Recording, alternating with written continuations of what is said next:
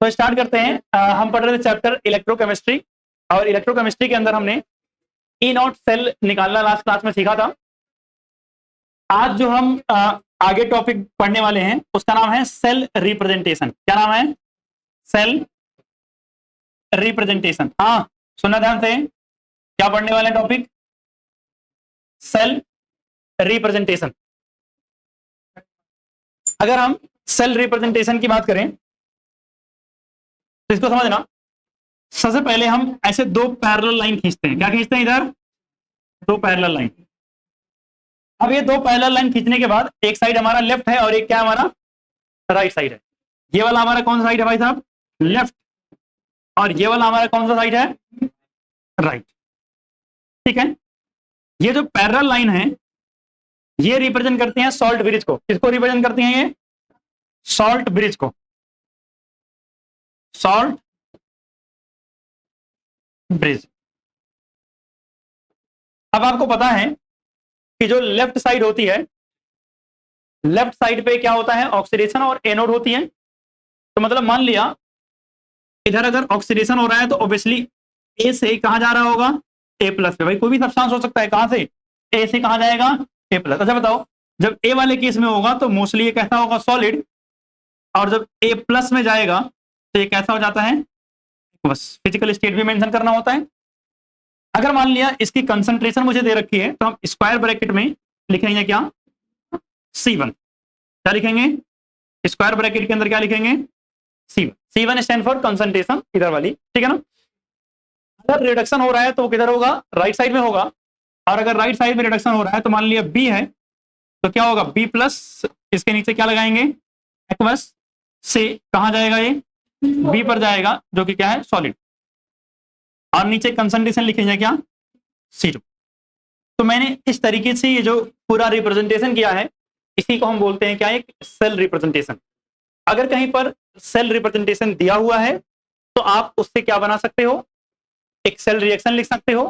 और अगर एक सेल रिएक्शन दी हुई है तो आप उसको सेल रिप्रेजेंटेशन के फॉर्म में भी लिख सकते हो। ये आपको आना चाहिए। पहले इतनी बात नोट करो, फिर आगे क्वेश्चंस देता हूं मैं।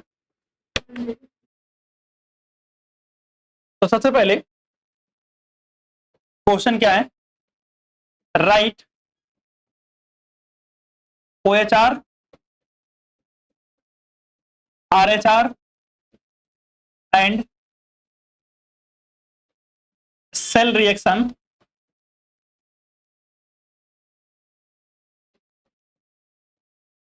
और द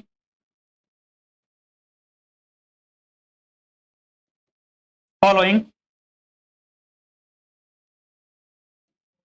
और ये फॉलोइंग में क्या है भाई साहब?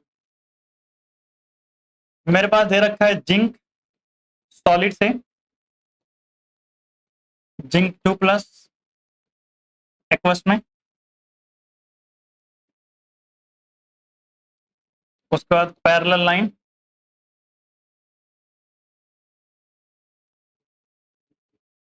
Ag प्लस एक्वस से Ag सॉलिड। तो ये मुझे दे रखा है और मुझे इसकी क्या लिखनी है? सेल रिएक्शन लिखनी है। तो पहले एक बार मैं लिखूं।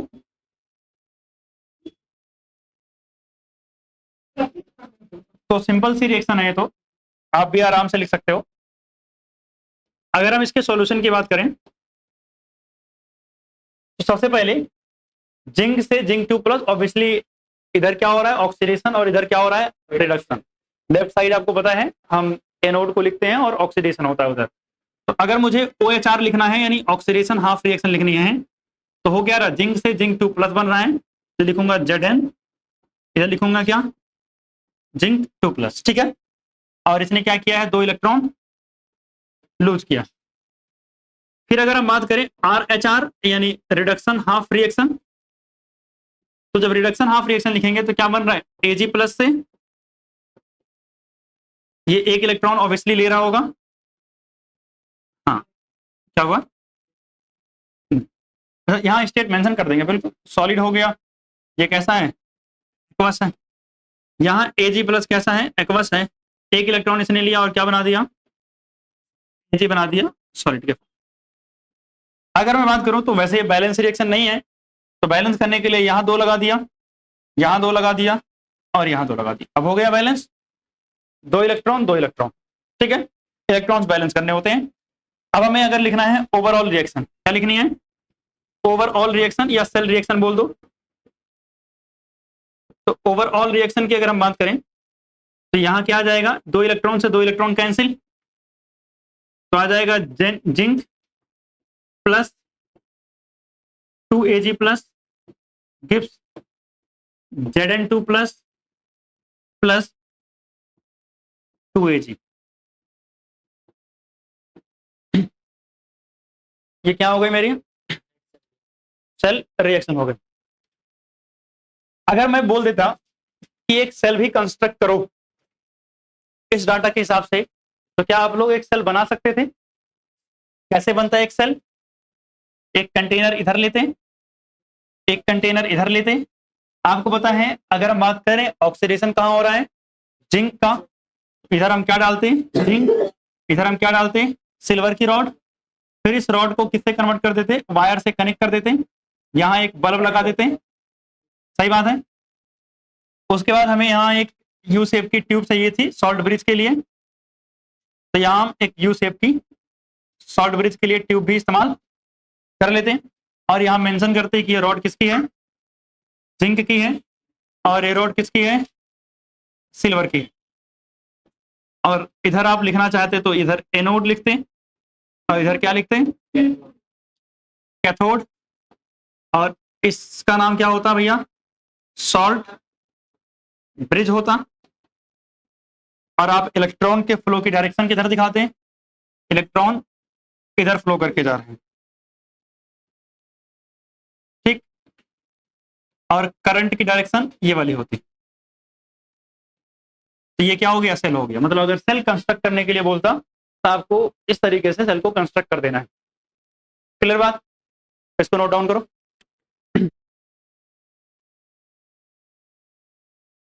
ये क्वेश्चन आप लोगों को करना है।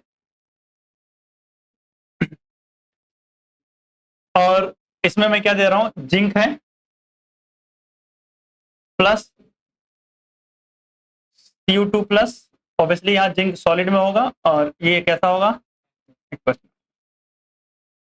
और इससे क्या बन रहा है, जिंक 2 प्लस बन रहा है और प्लस ये एक्वस में आएगा और ये कॉपर सॉलिड में, ठीक है ना। Right cell representation, right cell representation, यानी इसका क्या लिखना है भाई साहब, आपको सेल रिप्रेजेंटेशन करना है इसका। क्या करना है इसका, सेल रिप्रेजेंटेशन। और एक चीज और मैं यहां लिख दे रहा हूं, वो भी कर ही लेना आप लोग। जहां पर E0 ऑफ जिंक 2 प्लस से जिंक दे रखा है माइनस का 0.76 वोल्ट, और E0 ऑफ कॉपर 2 प्लस से कॉपर दे रखा है 0.34 वोल्ट। तो ये तो आपसे पूछा ही था, बी पार्ट पूछ रहा हूं, कैलकुलेट E0 सेल। क्या कैलकुलेट करना है, E0 सेल भी कैलकुलेट करना है इसका। हाँ, डायग्राम नहीं बनाना है इसमें, सिर्फ आपको सेल रिप्रेजेंटेशन करना है महाराज। क्या समझाया अभी, ये है सेल रिप्रेजेंटेशन, इस फॉर्म में करना है। और E0 सेल कैलकुलेट करना है। यहां मैंने कंस्ट्रक्शन सेल के लिए नहीं पूछा है। अगर आपको याद हो तो जिंक और कॉपर का सेल जो था वो डैनियल सेल था, जो हम पीछे पढ़े भी हैं। तो डैनियल सेल की ही E0 सेल कैलकुलेट करना है और इसको सेल रिप्रेजेंटेशन के फॉर्म में लिखना है। तो फटाफट एक बात करो, मैं भी करता हूं, तुम लोग मैच कराना, है ना। सबसे पहले मुझे क्या करना था, सेल रिप्रेजेंटेशन। तो सिंपल सी बात है, ऐसे 2 लाइन खींचनी होती है, ठीक, सॉल्ट ब्रिज। फिर एक तरफ ऑक्सीडेशन, एक तरफ रिएक्शन रिडक्शन। ऑक्सीडेशन किसका हो रहा है, जिंक का। तो सर जिंक सॉलिड से कन्वर्ट हो रहा है किसमें, जिंक 2 प्लस में, ये एक्वस, ठीक है। रिडक्शन किसका हो रहा है? कॉपर का। तो सर कॉपर 2+ से किसमें कन्वर्ट हो रहा है? कॉपर सॉलिड में। तो हो गया सेल रिप्रेजेंटेशन। अगर कंसंट्रेशन लिखनी होती तो यहाँ C1 और इधर C2 लिख देते, अगर होती तो। नहीं है, ठीक है। अब सुना ध्यान से, ये हो गया, ये फर्स्ट का आंसर। बी पार्ट क्या निकालना है आपको? ई नॉट सेल। मैं चाहता हूँ ई नॉट सेल आप लोग निकालो, निकाल के मुझे बताओ कितना आपका आंसर आ रहा है, फिर मैं आगे करता हूँ। 1 पॉइंट, इसका कितना आ रहा है? और भाई समीक्षा तुम बताना तो। समीक्षा, हाँ तो जल्दी से निकालो। समीक्षा तुमसे ही जानना है मुझे। हाँ निकालो निकालो निकालो।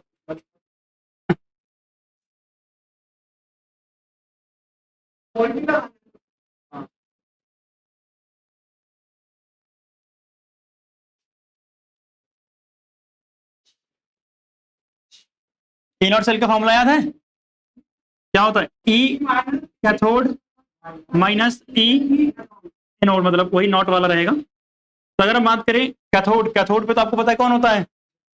कॉपर है। तो कॉपर का कितना है? 0.34 माइनस एनोड पे कौन है? माइनस का, तो भाई माइनस 0.76 इज इक्वल टू कितना हो जाएगा? 1.1 वोल्ट हो जाएगा। कितना हो जाएगा? 1.1 वोल्ट। क्या हुआ? हाँ वो कोई सा भी लगा सकते हो, आंसर आपका यही मिलेगा। ठीक है, अब मेरी बात सुनो ध्यान से,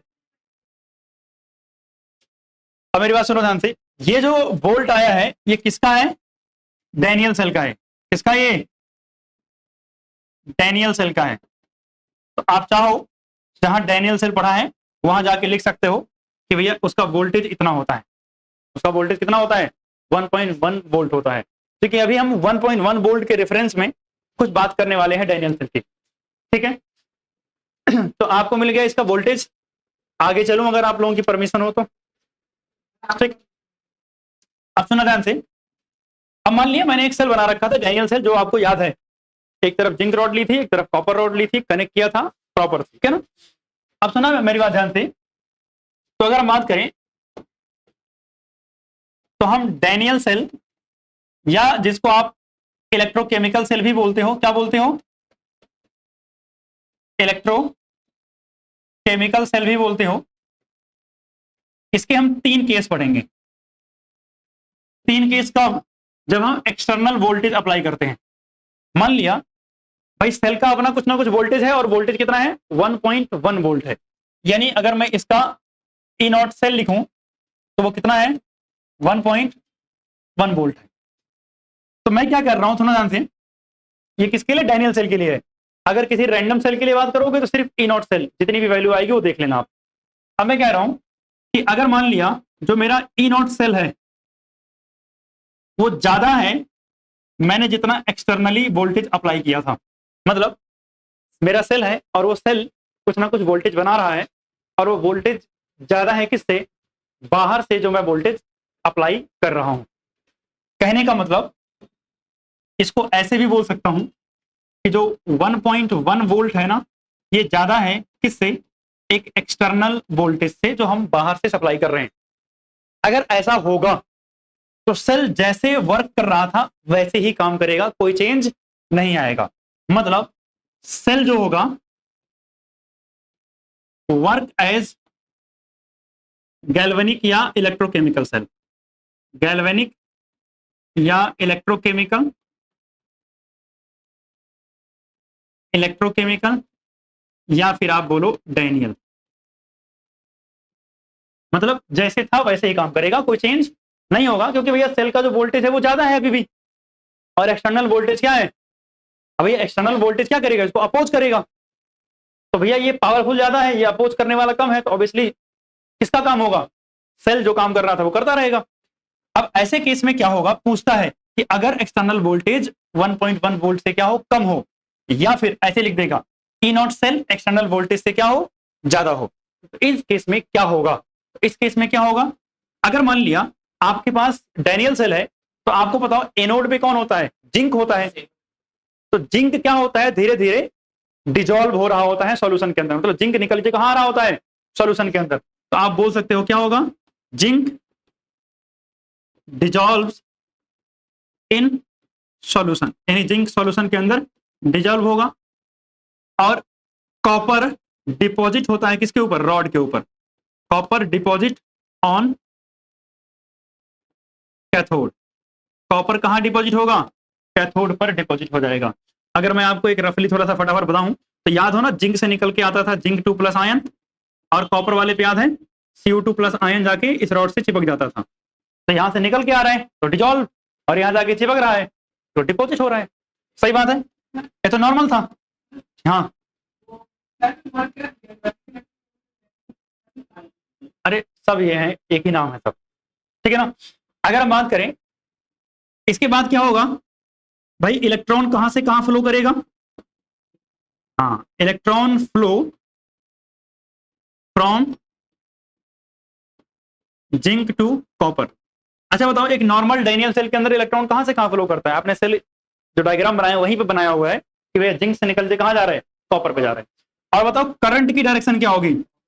हाँ, करंट जो होगा वो कहां फ्लो करेगा, from copper two zinc, copper two zinc.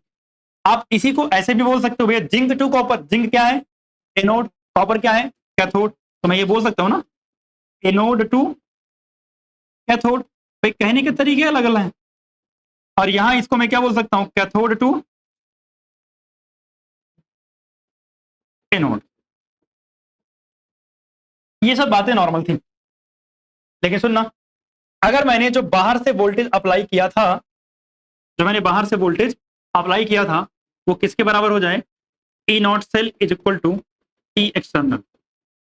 मतलब सिंपल शब्दों में, मैं किसी चीज को पुश कर रहा हूं और सामने से कोई उसी चीज को उतनी ही ताकत से पुश कर रहा है, ऑब्वियसली कोई मूवमेंट नहीं होगी, मतलब इलेक्ट्रॉन का फ्लो ही नहीं होगा। No flow of electron, no flow of electron, no reaction, कोई रिएक्शन नहीं होगी। और आपने जो कुछ बनाने की कोशिश की होगी वो वेस्ट है, इसमें से कोई एनर्जी एनर्जी कुछ नहीं बनेगी, ठीक है। ना इलेक्ट्रिसिटी बनेगी, ना रिएक्शन होगी, मतलब कुछ नहीं होगा अगर आपने दोनों बराबर कर दिया। अब तीसरा केस कि अगर आपने एक्सटर्नल ज्यादा कर दिया तो क्या होगा।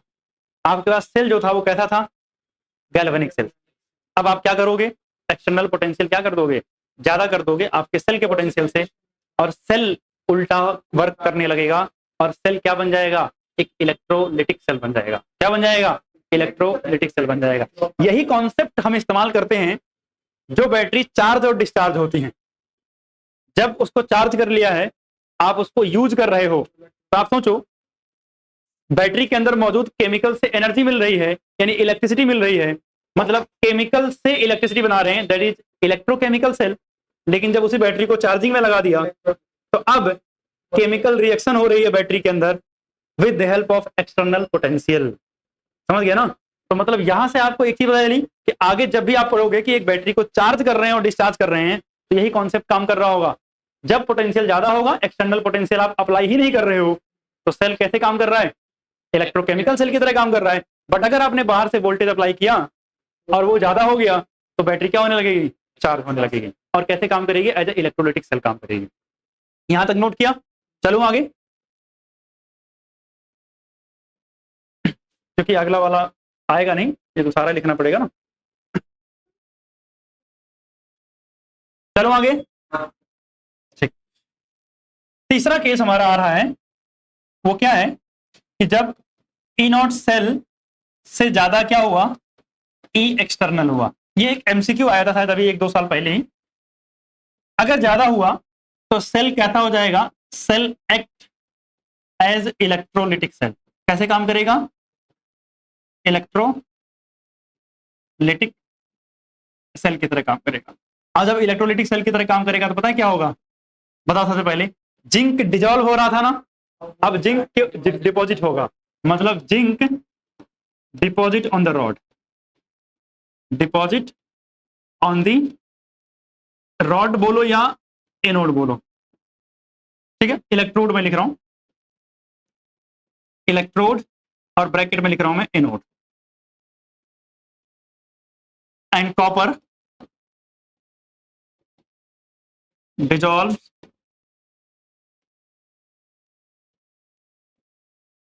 From cathode.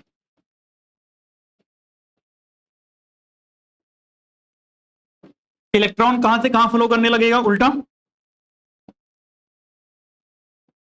Electron flow from copper two zinc. और करंट की डायरेक्शन क्या होगी?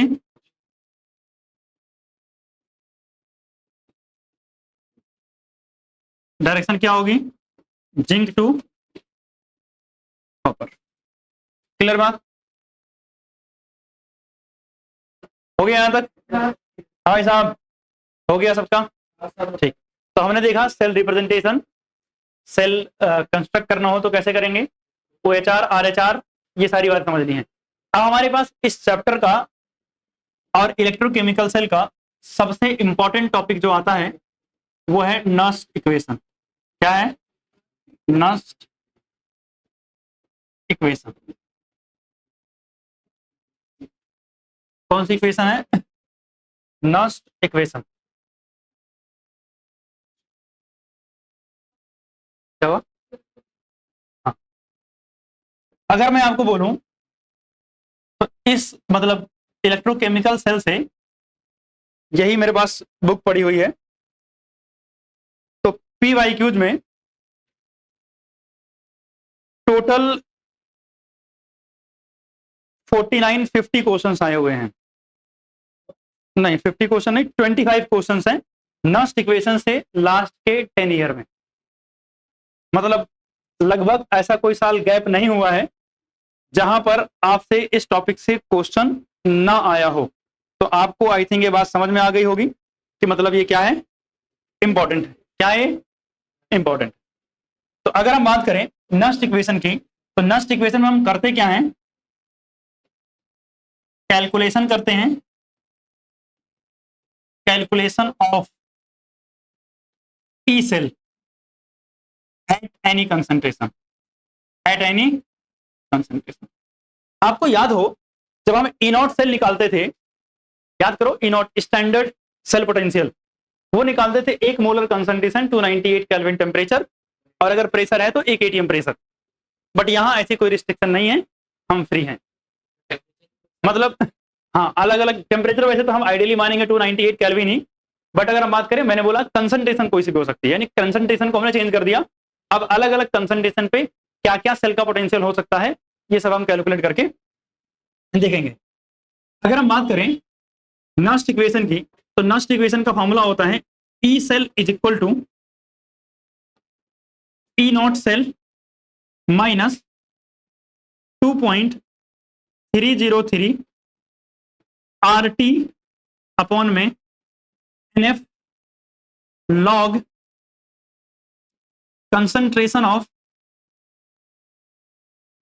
प्रोडक्ट अपॉन में concentration of reactant. T cell is equal to 2.303 RT वगैरह वगैरह। अगर हम बात करें बच्चे, तो इस इक्वेशन को हम बहुत सारे तरीके से लिखते हैं। मैं हाँ, माइनस क्या हुआ? हाँ वो बताऊंगा, चिंता मत करो, अभी पहले इक्वेशन पढ़ा दूं। हाँ, लॉग एंटी लॉग सब कैसे निकालते हैं सब बताऊंगा, डेफिनेटली बताऊंगा। ठीक है, हाँ शांत रहो। NF है वो, ठीक है, तो बताऊंगा, सब बताऊंगा, सबर रखो थोड़ा, अभी इक्वेशन तो स्टार्ट किया हूं, अभी लिखा तो हूं पहले। हाँ, ले जा सकते हो, ठीक है, वैसे गिवन होता है, चिंता मत करो। तो मैं क्या कह रहा था कि E cell is equal to E naught cell minus 2.303 RT NF upon में लॉग प्रोडक्ट अपॉन में रिएक्टेंट कंसंट्रेशन। इसको हम एक और तरीके से लिखते हैं, और वो क्या है कि E cell is equal to E naught cell minus RT upon में NF ln प्रोडक्ट की कंसंट्रेशन अपॉन में रिएक्टेंट की कंसंट्रेशन। और हम इस फॉर्मूले का तो इस्तेमाल नहीं करेंगे। बस हाँ, कहीं अगर एमसीक्यू वगैरह में लिखा हुआ मिल जाए तो हाँ आपको पता होना चाहिए कि ठीक है ये भी है, बुरा नहीं मानना इस फॉर्मूले को, मतलब ठीक है ये क्या दे दिया, कैसा दे दिया। अब मेरी बात सुनो, इसके और क्या होते हैं, सुनो यहाँ से। अगर हम बात करें तो एक और फॉर्मूला इसको लिखते हैं हम ऐसे, E cell is equal to E naught cell minus 2.303 upon में 2.303 आर टी अपॉन में एन एफ लॉग क्यू। सबर रखो, सबर रखो, सब बताऊंगा, पेशेंस। अब मेरी बात सुना ध्यान से। अगर हम बात करें तो मैंने जो क्यू लिखा है इसे बोलते हैं रिएक्शन क्वेसेंट। क्या बोलते हैं इसको हम? Reaction quiescent. और अगर आप लोगों को क्लास 11th इक्विलिब्रियम याद हो तो वहां आपने पढ़ा था इट इज इक्विलिब्रियम, मतलब वैसे इक्विलिब्रियम कांस्टेंट नहीं है, इक्विलिब्रियम कांस्टेंट के जैसा ही है, बट इक्विलिब्रियम कांस्टेंट हम मेजर कहां करते थे? At equilibrium concentration. बट अगर किसी नॉर्मल कंसंट्रेशन पर मेजर किया गया हो तब उसे हम क्या बोलते थे? रिएक्शन क्वोशिएंट बोलते थे। और इसका भी तरीका क्या होता था? Q is equal to concentration of product upon में कंसंट्रेशन ऑफ रिएक्टेंट ही होता था। क्या होता था? Concentration of product and concentration of reactant होता था। अगर कंसंट्रेशन इक्विलिब्रियम वाली ले लोगे तो ये Q क्या बन जाएगा? K बन जाएगा, यानी इक्विलिब्रियम कांस्टेंट बन जाएगा। अब सुनो ध्यान से, आपको याद हो जब आप Q मेजर करते थे, यानी जब कंसंट्रेशन लिखते थे तो सॉलिड की कंसंट्रेशन कितना मानते हैं? या सॉलिड की कंसंट्रेशन 1 कंसीडर करेंगे।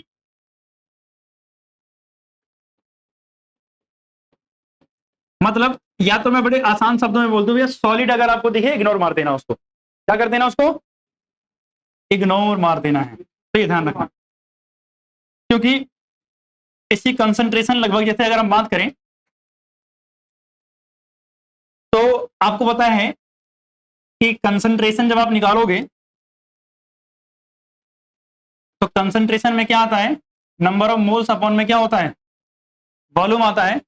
और इसका वॉल्यूम और जो मास होता है, क्योंकि सॉलिड को डेंसिटी और वॉल्यूम और मास जो होता है, डेंसिटी से जब निकालोगे तो 1 ही आता है, और आप कैलकुलेशन जब करोगे तो नेट रिजल्टेंट कंसंट्रेशन का 1 आता है। तो हमने यूनिवर्सली ये मतलब मान ही लिया है कि सॉलिड जहां कहीं भी दिखेगा उसको हम इग्नोर ही मार दें, क्योंकि 1 से मल्टीप्लाई या 1 से डिवाइड करने का कोई मतलब बनता ही नहीं है, तो फिर एक नई टर्म लिखने का कोई मतलब ही नहीं है। ठीक है, अब सुनो ध्यान से, यहां पर और भी टर्म्स रह रही है ना, क्यों तो समझ आ गई। अब क्या रह रहा है? आर। आर क्या है? Gas constant. क्या है? गैस कांस्टेंट है। और टी क्या है? टेम्परेचर है। और अगर हम बात करें यहां एफ क्या है? Faraday's constant. क्या है? Faraday's constant. हाँ, फैराडेज कांस्टेंट की वैल्यू आपको याद रखनी है। वैसे तो आर की वैल्यू याद रखनी है। आर की वैल्यू आपको है ना 8.31, और इसके अलावा 0.082 भी होती है और 83 भी होती है, डिपेंड करता है यूनिट, लीटर में मेजर कर रहे हो, बार में मेजर कर रहे हो, किस में मेजर कर रहे हो, या एटीएम में मेजर कर रहे हो। तो फैराडेज कांस्टेंट याद रखना है जो आपको, वो क्या है? 96500। फैराडेज कांस्टेंट का मतलब क्या होता है? Charge on 1 mole electron. ये क्या होता है? Charge on 1 mole electron. और अगर हम बात करें बच्चे यहां एन की, तो एन क्या है? Number of electron involve in balance redox reaction. In balance redox reaction, यानी जो आपकी रिएक्शन होगी सेल रिएक्शन, उसमें कितने इलेक्ट्रॉन इन्वॉल्व हुए हैं, या तो आप इसको एन फैक्टर बोल देते हो। क्या बोल देते हो? N factor. जैसे अगर हमने पीछे सेल रिएक्शन लिखी थी, तो अगर मैं पीछे थोड़ा सा चलूं तो आपको याद हो, जैसे यहां वाले में, इस वाले में, अच्छा यहां भी नहीं है, अच्छा है तो यहाँ पे, ठीक, ये वाला देखो। अगर आप इस वाले में देखो तो जिंक ने 2 इलेक्ट्रॉन लूज किया और कॉपर ने 2 इलेक्ट्रॉन गेन किया, तो मतलब टोटल लेन देन कितना हुआ इलेक्ट्रॉन का? 2 इलेक्ट्रॉन का हुआ, तो एन की वैल्यू कितनी हो जाएगी? 2 हो जाएगी। इससे पिछले वाले में अगर आप देखो तो आप देख रहे हो हमने कैंसिल आउट कितने इलेक्ट्रॉन किया, 2, मतलब यहाँ इलेक्ट्रॉन इन्वॉल्व कितने हुए हैं, 2, यानी n फैक्टर यहाँ भी कितना है, 2। तो इसी तरीके से कितने इलेक्ट्रॉन इन्वॉल्व हुए हैं वो हम किससे रिप्रेजेंट करते हैं, n से रिप्रेजेंट करते हैं। क्लियर बात। तो अगर हम इन सारे, जैसे आर भी गैस कांस्टेंट है, टी टेम्परेचर 298 केल्विन हम मान के चलेंगे, फैराडेज कांस्टेंट भी कांस्टेंट है, तो अगर हम ये सारे कांस्टेंट की वैल्यू रख दें तो हमें क्या मिलेगा वो हमें याद रखना है, और बड़े काम की इक्वेशन है। अगर इतना लिख लिया हो तो उस पे अगले पेज पे चलते हैं। अब देखो ये लास्ट इक्वेशन जो लिख रहा हूं मैं, यही आपके सबकी काम है। ऑन सब्स्टिट्यूटिंग ऑल कांस्टेंट्स, मतलब सारे कांस्टेंट की वैल्यू हमने पुट कर दिया। जब पुट करेंगे तो क्या आएगा, E cell is equal to E naught cell minus 0.059 upon में n log concentration of product upon में concentration of reactant. This is the final formula.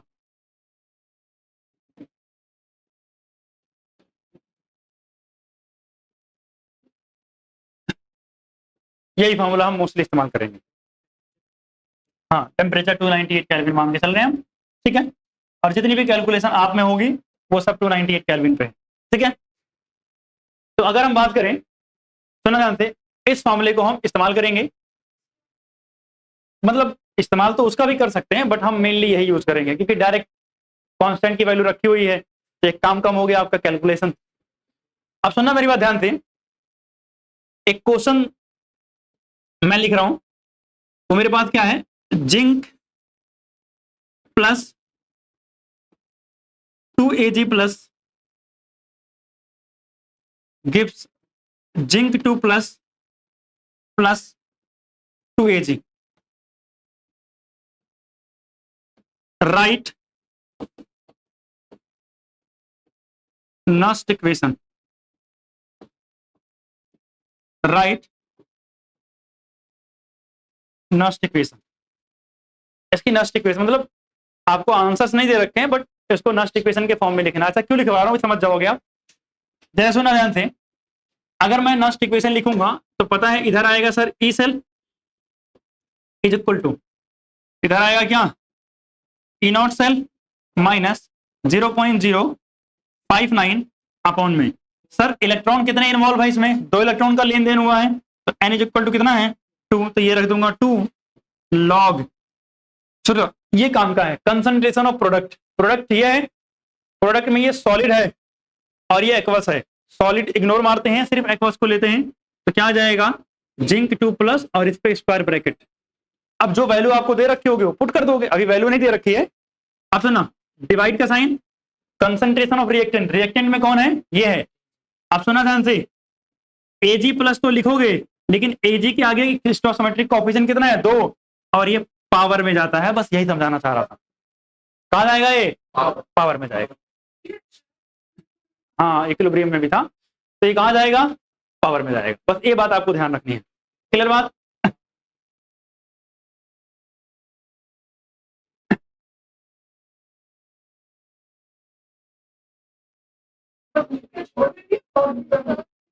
नहीं नहीं, बस इतना लिख के छोड़ देना। कौन सा 2, ये वाला भाई साहब, ये वाला ना, ये वाला, वही तो कह रहा हूँ, स्टोइकोमेट्रिक कोएफिशिएंट। जिंक के आगे क्या है, कुछ भी नहीं है, तो वैसे ही लिख दिया। Ag प्लस के आगे क्या था, स्टोइकोमेट्रिक कोएफिशिएंट 2 था, तो लिख दिया 96500। फैराडेज कांस्टेंट की वैल्यू यानी F की वैल्यू कितनी होती है, 96500। पीछे ही बताया था, अगर किसी ने नहीं लिखा हो तो वापस से नोट कर लेना इसको। ये आगे काम आएगा जब हम इलेक्ट्रोलाइटिक सेल पढ़ेंगे, वहां ज्यादा काम आता है।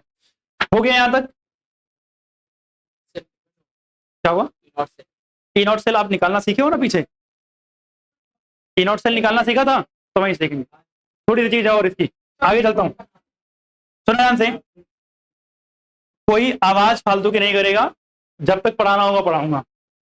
अभी हमारे पास अगला टॉपिक है थर्मोडायनेमिक्स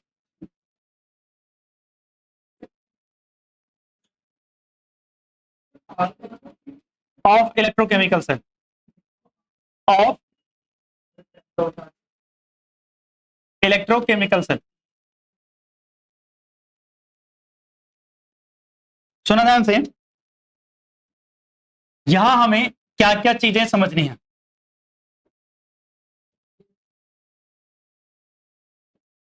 अगर हम बात करें तो सबसे पहले एक चीज हमें निकालना सीखना है कि सर अगर ईएमएफ निकालना हो तो क्या होगा। इसके बाद सुनो ध्यान से, सर अगर इक्विलिब्रियम कांस्टेंट निकालना हो तो क्या होगा, कैसे निकालेंगे, मतलब क्वेश्चन कैसा पूछेगा, इक्विलिब्रियम कांस्टेंट का। फिर आपसे पूछेगा वर्क डन बता दो कैसे निकलेगा।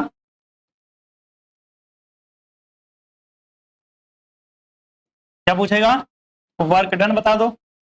फिर आपसे पूछेगा गिब्स एनर्जी बता दो, गिब्स एनर्जी। ये चार चीजों से क्वेश्चन आपको मिलेगा। सबसे पहले ई सेल तो आपने देख ही लिया था, तो आपको पता है ईएमएफ किसके बराबर होता है, ईएमएफ इज इक्वल टू क्या होता है, ई सेल के बराबर होता है अगर करंट क्या हो, अगर करंट ड्रॉ कितना हो रहा है, जीरो। तो मतलब सिंपल सा जो फॉर्मूला था वही रह जाएगा, फॉर्मूला लिखने की जरूरत तो नहीं है, ये बता दिया EMF is equal to E cell, और ई सेल का फॉर्मूला पीछे तो लिखा हुआ है, समझ जाओगे ना। ठीक है, बहुत बढ़िया बात है। अब सुनना, इक्विलिब्रियम कांस्टेंट को हम लिखते हैं के से। यहां बात सुनना, एट इक्विलिब्रियम, यानी जब इक्विलिब्रियम आ जाएगी, क्या आ जाएगी, इक्विलिब्रियम आ जाएगी, तो भाई साहब जो ई सेल होगा ना वो जीरो हो जाएगा। एट इक्विलिब्रियम ई सेल क्या होता है, जीरो। और जिसको आप क्यू बोल रहे थे वो क्यू क्या बन जाता है, के बन जाता है। अगर हम इस हिसाब से फॉर्मूला लिखें तो हमें पता है कि इधर जीरो आएगा, इज इक्वल टू इधर आएगा ई नॉट सेल माइनस 0.059 अपॉन में एन लॉग के। क्यू क्या बन गया है, के बन गया है। अब अगर आप इधर शिफ्ट करोगे तो क्या हो जाएगा, सीधा सीधा E naught cell is equal to 0.059 upon में एन लॉग के। मतलब मैंने क्या किया, इसको इधर शिफ्ट किया है लेकिन इसको फ्लिप करके लिखा है, तो कोई समस्या तो नहीं किसी को। या तो आप बोलो इसको इधर ले आओ तो इसमें भी माइनस साइन आएगा और दोनों माइनस कैंसिल हो जाएंगे। तो हमारे पास अगर इक्विलिब्रियम कांस्टेंट निकालना हो तो ये वाला फॉर्मूला काम का है जो के फॉर्म में है, यानी यहां आपको एंटी लॉग की भी जरूरत पड़ेगी। तो अगली क्लास भी इंपॉर्टेंट होगी जहां हम लॉग और एंटी लॉग निकालना सीखेंगे, ठीक है ना। तो मतलब यहां से मिल जाएगा मुझे क्या, इक्विलिब्रियम कांस्टेंट। फिर आता है मेरे पास क्या, वर्क डन। अब सुना ध्यान से, यहां जो W यानी वर्क होता है वो वर्क किसके बराबर होता है, माइनस, वर्क बराबर होता है किसके, चार्ज इंटू में पोटेंशियल, चार्ज इंटू में पोटेंशियल। मतलब सिंपल सी बात करो, ये इलेक्ट्रिकल वर्क है। क्या था वर्क है, इलेक्ट्रिकल वर्क, क्योंकि भैया करंट फ्लो कर रहा है ना, तो जो वर्क होगा वो कौन सा वर्क होगा, इलेक्ट्रिकल वर्क। और किसके बराबर, चार्ज इंटू में पोटेंशियल। अब मेरी बात सुनो, W इज इक्वल टू जो होता है चार्ज, चार्ज कितना, अब सोचो एक मोल इलेक्ट्रॉन पे कितना चार्ज होता है, एक फैराडे यानी F। भैया जब रिएक्शन हो रही है तो हो सकता है रिएक्शन में 2 मोल इलेक्ट्रॉन हो, 3 मोल इलेक्ट्रॉन हो, 4 मोल इलेक्ट्रॉन हो, 5 मोल इलेक्ट्रॉन हो, n मोल इलेक्ट्रॉन हो। तो भैया टोटल चार्ज कितना हो जाएगा, अगर एक पे F है, एक मोल पे, तो n मोल पे कितना होगा, NF होगा।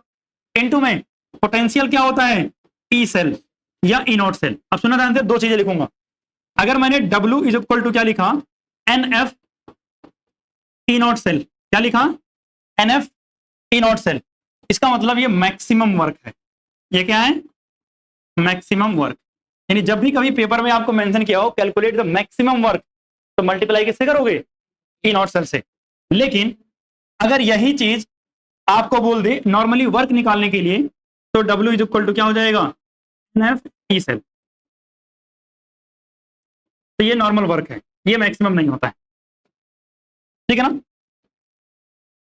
क्लियर बात। अब मेरी बात सुनो, ये भी समझ गए। अब आते हैं हमारे पास अगला जो है वो है गिब्स एनर्जी। क्या है, गिब्स एनर्जी। गिब्स एनर्जी का सिंबल होता है डेल्टा जी, वही थर्मोडायनेमिक्स वाली गिब्स एनर्जी है जिससे हम प्रिडिक्ट करते थे स्पॉन्टेनिटी। तो अगर हम बात करें तो delta G is equal to होता है माइनस डब्ल्यू। अब आप बात समझे, तो मतलब डेल्टा जी नॉट अगर लगा दिया मैंने तो होगा minus N F E naught cell. अगर मैंने सिर्फ डेल्टा जी लगा दिया तो क्या हो जाएगा, minus N F E cell. तो सर क्या फर्क है दोनों में, वो है स्टैंडर्ड गिब्स एनर्जी।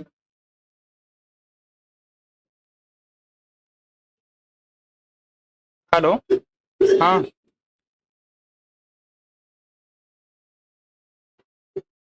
हाँ। तो मैं क्या कह रहा था कि डेल्टा जी जो होता है नॉट अगर लगा हुआ है तो ये होता है स्टैंडर्ड गिब्स एनर्जी। क्या होता है, स्टैंडर्ड गिब्स एनर्जी। और जो डेल्टा जी होता है वो होता है बस गिब्स एनर्जी। क्या होता है, गिब्स एनर्जी। और बस 1 मिनट रुकोगे, अगले पेज में एक बात लिख लो, फिर नोट डाउन कर लेना, पीछे कर दूंगा, ठीक है। सुनो ध्यान से, फिजिबिलिटी ऑफ रिएक्शन। क्या, फिजिबिलिटी ऑफ रिएक्शन बोलो या सेल, मतलब कोई भी सेल अगर दे रखा है आपको और कह रहा है आप ये बताओ कि भाई ऐसा ऐसा करके हम एक सेल बनाना चाह रहे हैं, क्या जो सेल बनाएंगे वो वर्क करेगा कि नहीं करेगा, या बढ़िया सेल बनेगा कि नहीं बनेगा, उससे करंट उरंट निकलेगा कि नहीं निकलेगा, ये पता करना है। तो फिजिबिलिटी ऑफ सेल के लिए सुना जानते हैं, ई सेल की जो वैल्यू है वो पॉजिटिव होनी चाहिए, और जो डेल्टा जी नॉट है वो कैसा होना चाहिए, नेगेटिव होना चाहिए। अगर ये दोनों कंडीशन फुलफिल होंगे तो वो सेल क्या करेगा, प्रॉपरली वर्क करेगा। और अगर ये कंडीशन फुलफिल नहीं हो रही है तो सेल फिजिबल नहीं है। यहां पे जाके इलेक्ट्रोकेमिकल सेल खत्म होता है, नस्ट इक्वेशन खत्म होती है। मतलब अगले क्लास में इसके क्वेश्चंस कैसे आते हैं, लॉग एंटी लॉग कैसे निकालते हैं, यही करना है, और फिर इलेक्ट्रोकेमिकल सेल फिनिश हो जाएगा। आप ये पीछे का जिन्होंने नोट नहीं किया था नोट कर लो। बस आज के लिए यहीं तक, धन्यवाद।